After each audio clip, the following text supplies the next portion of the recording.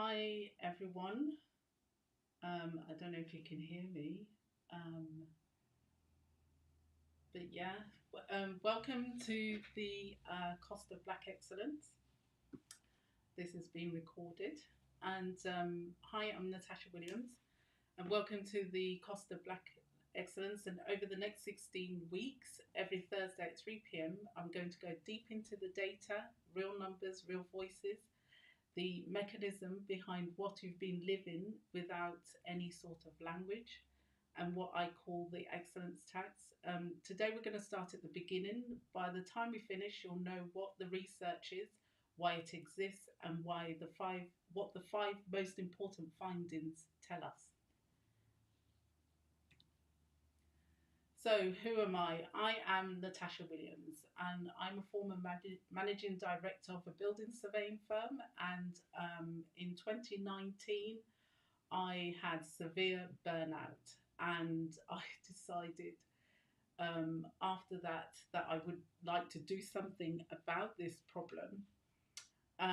So before I became a researcher, I was a managing director in a building surveying firm for nearly 2 decades in one of the most underrepresented industries in the UK for black professionals. And I thought I was winning. I had all the trappings and I thought everything was going well. But in 2019, my doctor told me that I had severe burnout and it was going to take me about 5 years to recover. So I went to Jamaica and spent 12 months there just recovering. Um, so at one point, the locals thought I had died because I'd not answered the door for 3 days because I was just so tired. Um, so then the reason why this happened to me is because I was navigating an industry that wasn't very kind to me, and I think that's the best way to put it. It was quite a racist industry.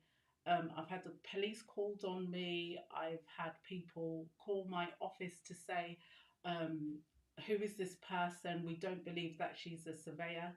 I've put out a story on LinkedIn where this lady refused me entry um, the into a house because she thought that I wasn't a surveyor. I don't know if anyone can hear me. I've just noticed that my microphone is not like pinned on. So yeah, so I decided to ask the question: what does black excellence actually cost us? I think we have just been doing so many things in order to please organizations, and it's costing us a lot from the research that I've seen anyway.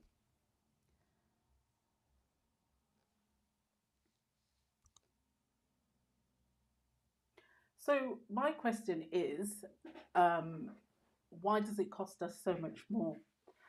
And the question isn't whether discrimination exists. We all know that it exists. We're living in a Eurocentric world and there is discrimination, and there are ways to deal with that, but that's for another video. So, my question is very specific. What are the mechanisms? What are they called? How do they compound? What do they cost in our health, our identity, and in our career? Nobody has measured that. So the research built this framework from scratch, and I call it the excellence tags. And you'll learn more about that as we go through. And what they described fell into three costs, as I said earlier: health, identity, and career.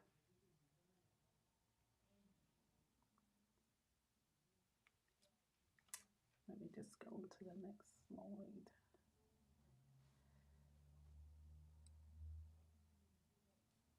So, what organizations have promised? Organizations have promised and delivered all sorts of things: 3 decades of diversity programs, inclusion strategies, unconscious bias training, race at work charters, public commitments, annual reports. but none of this seems to be working.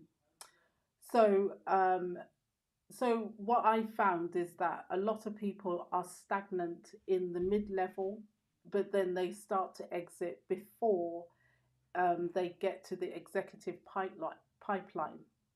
So the Equality Act 2010 requires employers to eliminate discrimination, yet organizations can't answer basic questions about what their black staff navigate daily.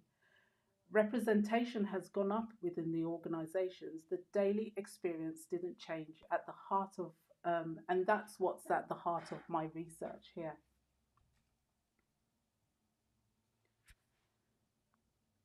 So, uh, so this is the research that I did. I put out a questionnaire to over 1,000 Black professionals. I think the exact number is 1,113. Over 4 countries, 30 industries represented, and I also did 13 in-depth interviews alongside the survey data. The research is independent, so no organization funded it, so it's all funded by me directly. Um, and it came from my lived experience, as you heard before. And it's not external observation, these are real lives, what people are actually living day in, day out. And the research is freely available on the costofblackexcellence.com. And I have created an executive summary about it. I'm still writing the report because I didn't realize it would take me that long to write the report. But what I have done is created a community from that. So as we go into the research, I will give you the top line figures. So 87% of Black professionals feel that they need to work harder than their counterparts, their colleagues, just to be seen as competent. And this is a voice from the research. Quite simply, the playing field isn't level for us. We have to consistently go above and beyond to be treated the same. And this is how I felt within my organization. Sometimes I'd send out a white surveyor to do a job, they had no problem. If I went out to do a survey, there was always a problem with something, you know. So I had to spend my time sort of educating people that, you know, we can do the job also. So it's quite difficult for us in the workplace. 87% felt that the need to tone down their voice, hair, emotions or cultural expression to succeed professionally. A quote from the research: I hid motherhood, the way I spoke, my creativity to fit in their version of excellence. The truth was, all those things made me excellent in my own way. And it's not that we need that validation from organizations, but we need to recognize that we are excellent people and we're doing good jobs. So, yeah, I will go deeper as we go week by week. We'll go into each of the taxes and we'll talk about these at a deeper level.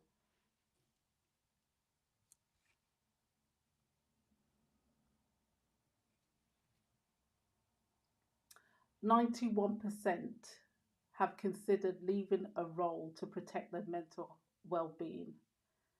That's nearly all your black employees are considering leaving organizations because it's just too much to work there. A lot of what I found is that there's not much psychological safety where people can just talk to their managers about what is actually happening because it is all about representation. 23% have already left, and I have the numbers for that. And it is going to cost organizations a lot of money as things are going on. There's more pressures on people anyway in order to stay within organization, but the thing is that they're not working at their full capacity.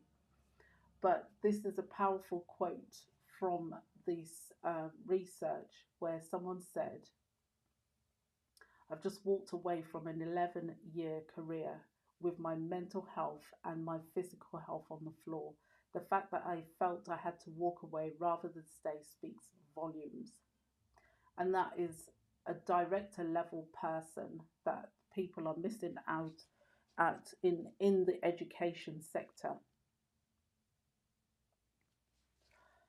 49% have no access to culturally sensitive support, no black therapists, no safe workplace, no culturally aware leadership. And a quote from the research: it's a lonely road with not much access to support for career progression. And that's from a senior management manager in healthcare.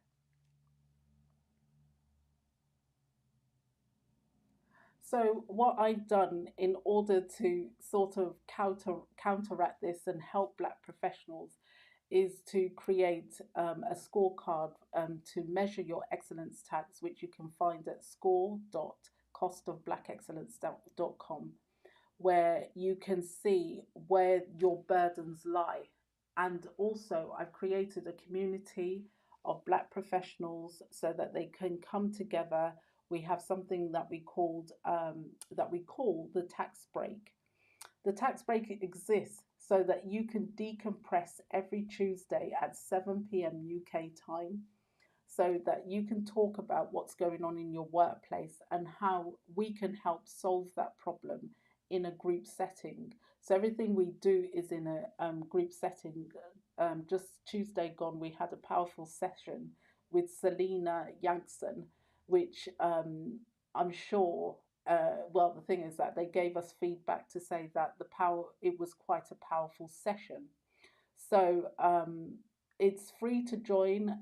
There are founding memberships at the moment whilst I build it out, but the tax break is there for you to come and decompress and find out what else we can help you with. The research is ongoing because the thing is that we are able to, well, I am aiming to influence policy with this research because I think it's something that is really valuable that could change our workplaces, that could change the way we have access to funding, that we have access to anything really, in order for us to have more powerful presence within the UK, US, Canada, and Australia, so that we can build businesses, that we can work in environments that are safe for us, etc., etc. But as the weeks go by, I will go into each of the taxes in depth,